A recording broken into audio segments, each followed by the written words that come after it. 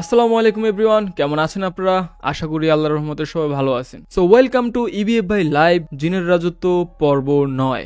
অনেক বেশি দেরি করে ফেলেছি, অনেক দিন পর। এত ঝামেলা, এত প্রবলেমের পরও আপনাদের জন্য এপিসোড 9 নিয়ে আসলাম। এবং এই এপিসোডে বেশ কয়েকটা ইন্টারেস্টিং এবং ভয়ানক ঘটনা আছে। সো আমি ফারহান আছি আপনাদের সাথে। আপনারা দেখছেন ইবিএফ ভাই লাইভ জিনের রাজত্ব পর্ব 9। আর এখন রোজার মাস চলতেছে। সো আমাদের পক্ষ থেকে আপনাদের সবাইকে রমাদান মোবারক। তো যাই হোক, বাড়তি কথা না বলে আজকের পর্বের প্রথম ঘটনায় যাওয়া যাক। আসসালামু আলাইকুম ফারহান ভাই, আমার নাম সাকিন। আজ আমি আমার খালামণির সাথে ঘটে যাওয়া একটি ঘটনা শেয়ার করব। ঘটনাটি শুরু হয় 2021 সাল থেকে। খালামণি ওই দিন রাতে তার রুমে একা ঘুমাতে চলে গিয়েছিল। তখন রাত বাজে 2টা কিংবা 3টা। খালামণির রুমের বাহিরে একটি বারান্দা ছিল। ওই দিন রাতে হঠাৎ খালামণির ঘুম ভেঙে যায় এবং সে ওয়াশরুমে যাওয়ার জন্য বের হয়েছিল। যখন খালামণি বাহিরে বের হয়েছিল তখন তার চোখ হঠাৎ বারান্দার বাহিরে খোলা জায়গায় পড়ে। তখন সে দেখতে পেল ওই খোলা জায়গায় কি একটা সাদা কাপড় পরা কি যেন দাঁড়িয়ে আছে।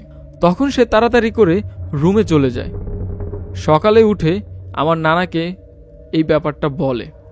তখন নানা খালামণিকে হুজুরের কাছে নিয়ে যায়। তারপর তার থেকে পানি পরে খালামণিকে খাওয়ায়। তার কয়দিন পর আমার খালামণির জামা রাতে বাইরে ছিল। যখন খালামণি তার জামাটা বাহির থেকে আনলো, সে দেখল যে তার জামাটা ছিঁড়া। এর কতদিন পর সে একই ঘটনা আবার ঘটল এবং এর 2 দিন পর আমার খালামণির রুমে হঠাৎ আগুন লেগে যায়। এই ঘটনার পর আমার খালামণি অনেক ভয় পেয়ে যায়। তাই আমার নানা একজন ভালো হুজুরকে দিয়ে পুরো বাড়িটা বন্ধ করায়। 3 বছর কোনো সমস্যা হয়নি। 2024 সালের শেষ দিয়ে হঠাৎ একদিন আমার খালামণি মাথা ঘুরে পড়ে যায় এবং তার চোখের নিচে ফেটে যায়। তখন খালামণিকে হসপিটালে নিয়ে যাওয়া হয়। হসপিটাল থেকে আসার 1 মাস পর খালামণি আবার অজ্ঞান হয়ে যায়। তখন খালামণিকে তাড়াতাড়ি করে হসপিটালে নিয়ে ভর্তি করানো হয়। খালামণি 5 দিন হসপিটালে ছিল। তারপর খালামণিকে বাড়িতে নিয়ে আসলো।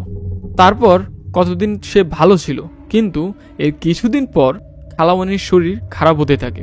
একদিন রাতে খালামণির হঠাৎ বমি শুরু হয়। সে একদিনের মধ্যেই সে 5 বার বমি করে। শেষবার যখন বমি করার জন্য বাহিরে বের হয় তখন খালামণি হঠাৎ চিৎকার করে মাটিতে পড়ে যায়। তখন খালামণিকে সবাই ধরে ঘরে নিয়ে যায়। পরের দিন সকালে নানা একজন বড় হুজুরকে নিয়ে আসে। হুজুর খালামণিকে দেখে বলে যে তার ওপর 7টা জিন নজর দিয়েছে। এই কথা শুনে খালামণি অনেক ভয় পেয়ে যায়। হুজুর নানাকে বলে যে যত তাড়াতাড়ি সম্ভব ওই বাড়ি থেকে খালামণিকে নিয়ে আসার জন্য, না হলে খালামণির আরও ক্ষতি হতে পারে। খালামণি এখন আমাদের বাসায় থাকে। এখন আল্লাহর রহমতে সে সুস্থ আছে। শুনে ভালো লাগলো যে আপনার খালামণি এখন সুস্থ আছে। যে 7টা জিনের কথা বলা হয়েছে, আমার মনে হয় যে তাকে কেউ ব্ল্যাক ম্যাজিক করেছে। এটা হওয়ার চান্সেস আছে। তো আমি বলবো যে আপনারা আরও ভালো বা বড় কোনো আলেম বা হুজুরকে দেখান যে এই বিষয়ে আরও পারদর্শী এবং ভালো আপনাদেরকে সলিউশন দিতে পারবে। কারণ এইভাবে তো আর জীবন পার করানো যায় না। এবং দোয়া করব যেন সে সুস্থ থাকে, ভালো থাকে। সো সাকিন ভাই, আপনাকে অনেক ধন্যবাদ আপনার ফ্যামিলির এই ঘটনাটা আমাদের সাথে শেয়ার করার জন্য। তো যাই হোক, আমরা আজকে আমাদের পর্বের পরবর্তী ঘটনায় চলে যাই। আসসালামু আলাইকুম ফারহান ভাই। ওয়ালাইকুম আসসালাম। আশা করি আপনি ভালো আছেন। জি, আমি ভালো আছি এবং আমি আশা করি আপনিও ভালো আছেন। আমার নাম তিশা। এবারের বার্ষিক পরীক্ষা শেষে এবং আমার পরিবার মিলে ঢাকাতে বেড়াতে গিয়েছিলাম। আমার ছোট খালামণি এবং তার ছেলেও আসছিল। ঢাকাতে 2 দিন থাকার পর আমাদের বাসায় বরিশালে ফিরে আসি। আমার খালামণি আমার আম্মুকে একদিন বলেছিল যে আপা, আমার মনে হয় যখন আমি রান্না করি তখন আমার পাশ থেকে কেউ হেঁটে যায়, তার সাথে স্বপ্নে খারাপ জিনিসও দেখি। পরে আমার মা খালামণিকে হুজুরের কাছে নিয়ে যায় এবং হুজুর বলে খালামণির সাথে নাকি জিন আছে। তাই হুজুর পরা পানি ও তাবিজ দেয় এবং গরুর মাংস, ইলিশ মাছ এগুলা খেতে নিষেধ করে। তারপরের দিন আমরা আমাদের নানু বাড়ি শরীয়তপুর যাই। যেতে যেতে প্রায় সন্ধ্যা হয়ে যায় এবং আমাদের বাসায় অনেকগুলো ইলিশ মাছ ছিল। তাই আমার মা সেই ইলিশ মাছ নিয়ে যায় সবাই মিলে একসাথে খাবে দেখে। তা আমরা সন্ধ্যাবেলায় পৌঁছাই। অটো থেকে নেমে নানু বাড়ি যাচ্ছিলাম। নানুবাড়ি যাওয়ার আগে একটা জঙ্গল আছে, ওখান দিয়ে নানুবাড়িতে যেতে হয়। তো আমরা সবাই যাচ্ছিলাম ওই জঙ্গল দিয়ে, আর সেই ইলিশ মাছের ব্যাগ ছিল খালামণির কাছে। পরে বাসায় গিয়ে আমরা রাতে খাবার খেয়ে সবাই ঘুমিয়ে পড়ি। আমি আর আমার মামাতো বোন মাঝখানের রুমে ঘুমিয়েছিলাম, আর আমার আম্মু এবং খালামণি সামনের রুমে ঘুমায়। বাসার সবাই ঘুমিয়ে যায়, আমি আর আমার মামাতো বোন শুয়ে শুয়ে গল্প করছিলাম। হঠাৎ আমরা শুনতে পাই খালামণি ভয়ঙ্কর শব্দে মাকে সালাম দিল। আমার মা সালামের উত্তরও দিল এবং জিজ্ঞেস করলো, তুমি কে? তখন আমার খালামণির উত্তরে বলল, আমি কে সেটা তোকে কি বলতে হবে? পরে মা জিজ্ঞেস করলো, তুমি এখানে কেন এসেছো? পরে খালামণি বলল, হুজুর তোদের নিষেধ করেছিল না মাছ খাওয়াতে, তারপরও তোরা সন্ধ্যাবেলা মাছ কেন আনলি? পরে মা বলল, এখন তাহলে আমরা কি করব? খালামণি বলল, ইলিশ মাছের মাথা নদীতে দিয়ে আসতে। পরের দিন সকালে মা হুজুরকে ফোন করে সব খুলে বলল এবং জিজ্ঞেস করলো মাছের মাথা নদীতে দেব কিনা। হুজুর তখন নিষেধ করলো, তাই মা আর দেয়নি। তার 2 দিন পর খালামণি যখন এশার নামাজ পড়ছিল, তখন খালামণির মুখ চেপে ধরেছিল, নামাজ পড়তে দিচ্ছিল না তাকে। এমন করে কাটছিল দিনকাল। বাসার কেউই রাতে শান্তিতে ঘুমাতে পারতো না। আবার আরেকদিন রাতে খালামণির সাথে ওই জিনটা আসে এবং মাকে বলতে থাকে, মাছ কেন দিস নাই তুই, এবং মাকে মারধর করা শুরু করে।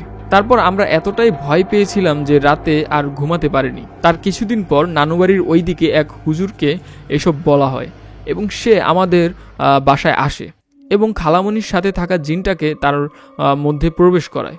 পরে হুজুর জিজ্ঞেস করে, তুমি কেন এসেছো? তারপর বলে, আমার ওকে ভালো লাগে তাই এসেছি। আরও বলে, আমি কি ওদের কোনো ক্ষতি করেছিলাম?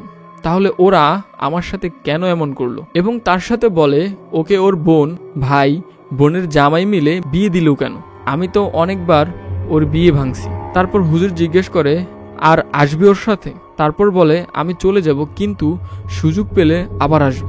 তারপর সে খালামণিকে তাবিজ দেয়, পরা পানি দেয়, তাই আর খালামণির সাথে আসতে পারে নাই। সবাই আমার খালামণির জন্য দোয়া করবেন। অ্যান্ড আপু, আপনাকে অনেক অনেক ধন্যবাদ আপনার ফ্যামিলি রিলেটেড ঘটনাটা শেয়ার করার জন্য। তো আমরা চলে যাচ্ছি আমাদের আজকের পর্বের পরবর্তী ঘটনায়। আসসালামু আলাইকুম, আমি আশফাক। 2 বছর আগে আমার বাবার চাকরির ট্রান্সফার হয় চট্টগ্রামে 1 বছরের জন্য। তখন আমি ও আমার পরিবার সকলে ওখানে যাই। তারপর আমি সেখানে একটি স্কুলে পড়াশোনা শুরু করি।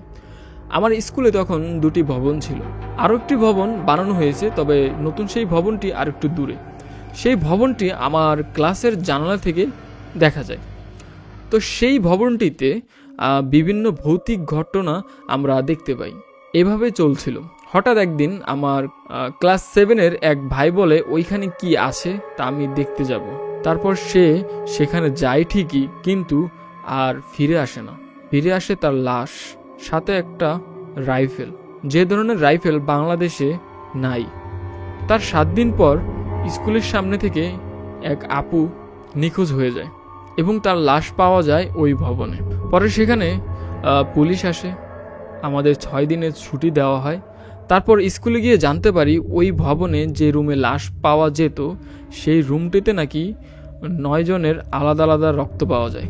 তারপর পুলিশ জানায় প্রায় 70 বছর আগে এক কবিরাজ ওইখানে বাস করত বিভিন্ন জিনদের সাথে। পরে কেউ একজন ওই কবিরাজকে হত্যা করে। তারপর সে সহ 12টি জিন নাকি ওখানে থাকতো, এখনও নাকি থাকে। তো যাই হোক, আজকের মতো এপিসোডটা এই পর্যন্তই রাখি। যারা যারা ঘটনা পাঠিয়েছেন সবাইকে অসংখ্য অসংখ্য ধন্যবাদ, এবং যারা পাঠাতে চাচ্ছেন তারা আমাদের জিমেলের থ্রুতে পাঠাতে পারেন, দ্যাট ইজ ebfbhai@gmail.com। এবং তার সাথে পর্ব 10-এর অগ্রিম দাওয়াত দিয়ে রাখলাম। সবাই রেডি থাকবেন, খুব শীঘ্রই পর্ব 10 আসবে। তো সেই অবধি সবাই ভালো থাকবেন, সুস্থ থাকবেন। আল্লাহ হাফেজ।